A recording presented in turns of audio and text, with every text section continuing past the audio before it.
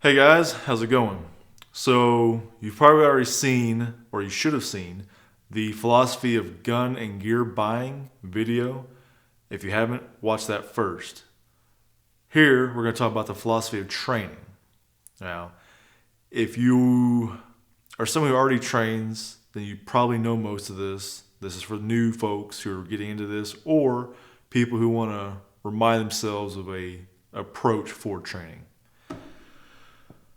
Like in the other video, start off by asking, what is your job? What are you doing? Okay.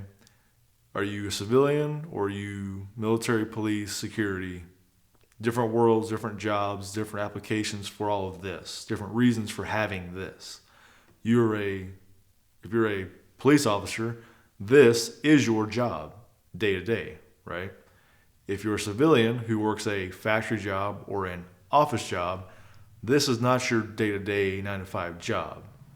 Realistically speaking, you cannot expect yourself to put as much time into training this as they can because they live it, right? It doesn't mean it can't be done, but if they want to train more than you, they realistically can if they put their mind to it. So, once you figure out where you fall on that spectrum, you gotta understand what kind of encounters you may come across because that's going to determine what kind of training you're going to need to take. In general, basic rifle, basic pistol, and basic medical classes are all important and all need to be taken. Now, beyond that, the rifle 2, the pistol 2, medical, advanced medical classes, those are also good. But you've also got your specialty classes, all right? So let's say you have a rifle and you think night vision looks really cool, but you're just a guy who's doing home defense. You should probably stick with a white light and do nighttime white light shooting training, not night vision training. One is very applicable, one is not so much, right? And all this again is a baseline. Once you have the basis done, if you want more, go get it. Keep going, right? There's never an end to this, but realistically speaking, normal people work normal jobs at normal time, normal funds. You got to draw the line somewhere, and you have to maintain a certain level of proficiency, right?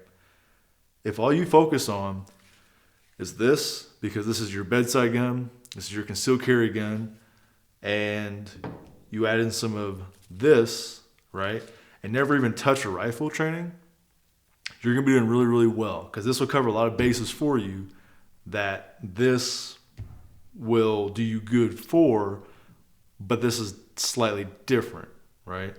So, like I said, it depends on what you're trying to accomplish. Once you have an idea of that, there's other specialty training that is applicable, unlike night vision, right? I mean, it could be applicable, but for most people it's not. We know that. But let's say vehicle training, right? A lot of us spend a lot of time in vehicles and knowing how to use this and even this, depending on, in or around vehicles makes a lot of sense. But that's after you have the basic pistol, basic rifle, 1 and 2 classes done for multiple people, by the way, because different people teach different ways. It's all good, just different. Another specialty class would be your close-in fighting, okay? Craig Douglas out of ShivWorks does ECQC. That's on my list of classes to go to because he specializes in this phone booth fighting with a gun distances, okay? Because there's also knives you have to worry about, and there's also grappling and fisticuffs, like straight up striking. All that matters with this because this is not the only thing that you have to worry about in a fight. That's explained and shown very well in a lot of videos over active self-protection, all right?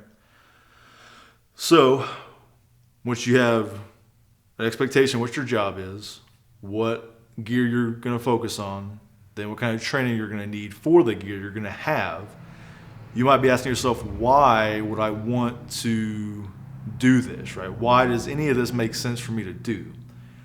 Because some people say, hey, it's not about the odds. You know, this looks cool, looks like fun, but realistically, what am I going to need to do this? Well, you don't know. Nobody knows. It's a form of insurance, is all this is, and you do it because of what's on the line. What are the stakes of the game, not what are the odds of the game happening, right? Because when it does happen, it's going to be bad if it happens. And then, if you've gotten that far and you're thinking, where do I want to train?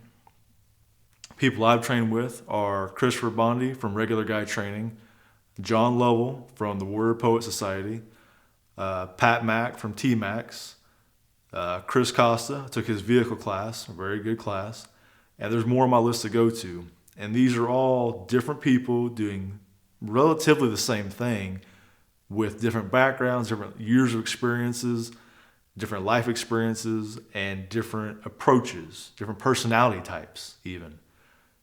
Not good, bad, just different. Okay? Well, that being said, that's what I've got for you today. Y'all let me know if you have any questions. Take care, stay safe, and sharpen your skills.